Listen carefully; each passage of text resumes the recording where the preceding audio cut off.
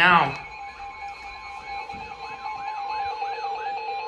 The National Weather Service in Milwaukee-Sullivan has issued a tornado warning for central Racine County and southeast. Tornado risk warning. Not for here, though.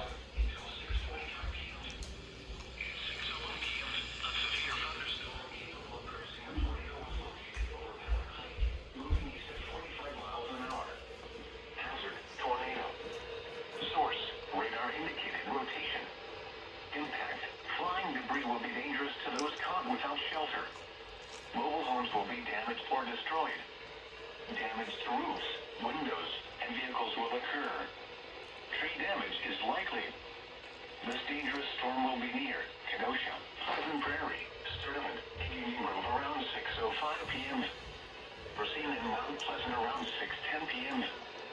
Wind point around Tornado. 8 p.m.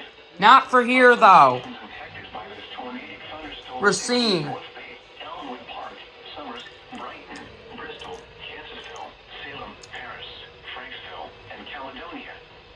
Take cover now. Move to a basement or an interior room on the lowest floor of a sturdy building. Avoid windows. What? If you are outdoors in a mobile I don't know yet.